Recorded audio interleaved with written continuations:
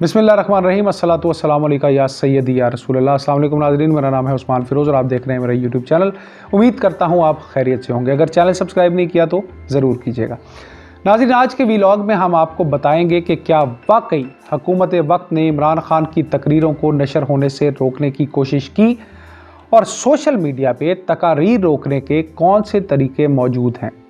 इस वक्त हुकूमत वक्त के पास क्या ऑप्शन है जिससे वो ऐसा कर सकती है, ऐसा है भी या नहीं, और क्या इमरान खान की तकारीर को दर हकीकत रोका भी गया।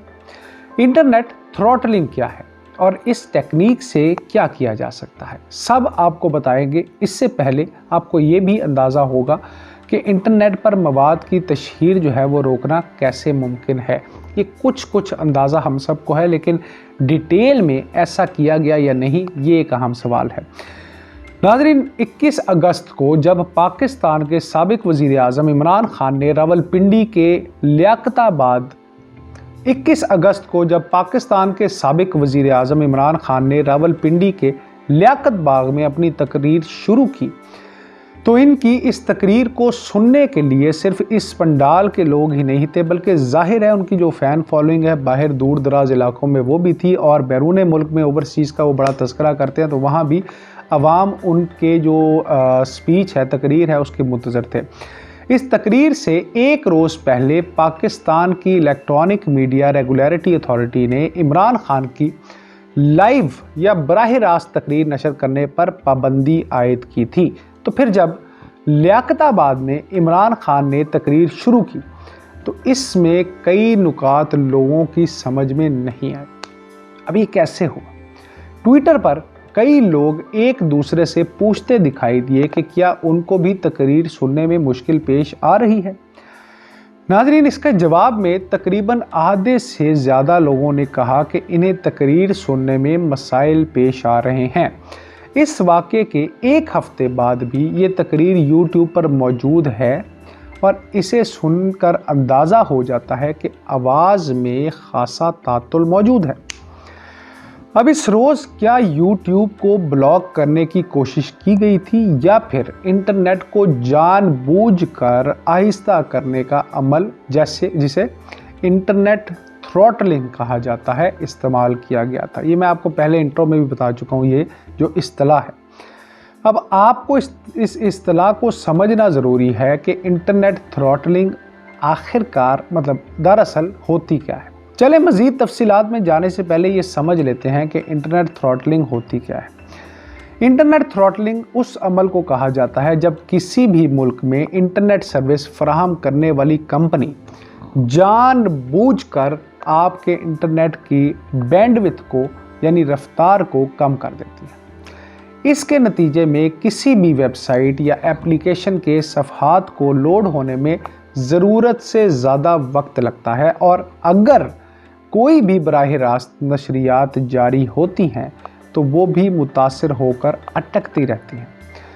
इससे पहले ये अमल जनूबी कोरिया और चीन में इस्तेमाल किया जाता रहा है, और वाज़े रहे कि ये अमल सेंसरशिप के लिए भी ख़ास तौर से इस्तेमाल होता रहा है। ये ज़रूरी नहीं है कि ये इमरान खान साहब के साथ हुआ है, बल्कि ये पहले भी बहुत सारे लोगों के साथ होता रहा है, ताकि नाकदीन के बयानात और ऐसे मवाद को इंटरनेट के ज़रिए लोगों तक पहुँचने में ज़रूरत से ज़्यादा वक्त लगे। ये इसलिए किया जाता है। लेकिन इन दोनों मुल्कों में सार्फिन को इंतज़ामिया और हुकूमत की जानिब से सुस्त रफ्तार नेट के बारे में ये बताया जाता है कि उनके लिए ऐसे मवाद का इस्तेमाल ख़तरे से खाली नहीं, और साथ ये भी कहा जाता है कि इससे हुकूमत इन्हें ऑनलाइन फ्रॉड से बचाना चाहती है।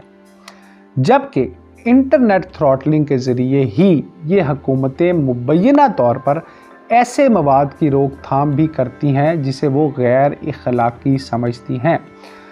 नाज़रीन, जनूबी कोरिया में बरक्स यानी जनूबी कोरिया के बरक्स चीन में इस वक्त गैर मुल्की वेबसाइट्स नहीं चल सकती, जो इस बात का नतीजा है कि चीन इंटरनेट टूल्स में, ये जो टूल्स होते हैं इंटरनेट के, ज़रूरत से ज़्यादा दखल अंदाजी करके इसके रिज़ल्ट्स को रोक लेता है।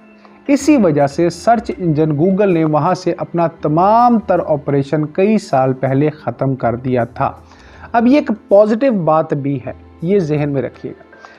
इस अमल का असर ये होता है कि सहाफ़ी किसी भी किस्म की सूरत हाल को बराह रास्त नशर नहीं कर सकते, और इसकी मिसाल इंडिया के ज़ेर इंतज़ाम कश्मीर, वेनेज़ुएला और उर्दन में देखने को मिलती है, जहाँ आज़ादी राय को रोकने के लिए इन मुल्कों की रियासत सेंसरशिप का ये हरबा इस्तेमाल करती रही है।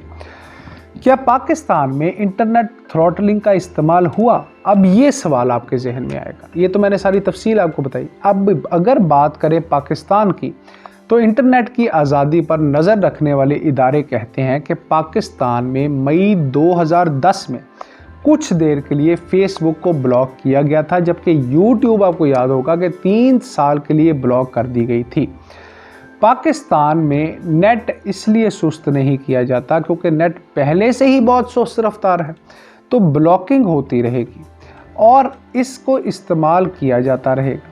लियाकत बाग में इमरान खान की तकरीर के दौरान तातुल के बारे में जब क्या सराहियाँ की जा रही थी, तो उस वक्त इंटरनेट कवानीन और आज़ादी पर नज़र रखने वाले इदारे ट्वीट कर रहे थे कि मुल्क भर में मुख्तलिफ इंटरनेट सर्विसेज फराहम करने वाली कंपनियों में यूट्यूब की सर्विस में गैर मामूली तातुल देखने को मिला था। इस इदारे ने भी, जिसकी मैं बात कर रहा हूँ, जिसने ये सारे ट्वीट्स किए थे, जो नज़र रखते हैं, वो इदारे भी ये वाज़े किया है उन्होंने कि यूट्यूब की नशरियात में गैर मामूली तातुल तब देखने में आया जब पैमरा की तरफ से बराह रास्त तकरीर नशर करने पर पाबंदी के बावजूद साबिक वज़ीर आज़म इमरान खान की तकरीर यूट्यूब से बराह रास्त नशर की जाती रही है।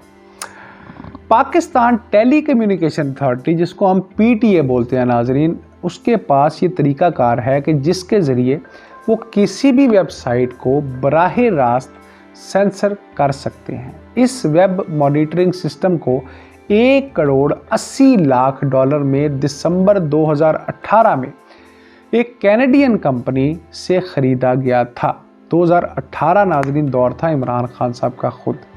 इस सिस्टम के तहत इन तमाम तर वेबसाइट्स की निगरानी की जाती है जिन पर हुक्काम को शक होता है। तो डीप पैकेट इंस्पेक्शन कहलाने वाले इस तरीके को सेंसरशिप के लिए इस्तेमाल किया जाता है।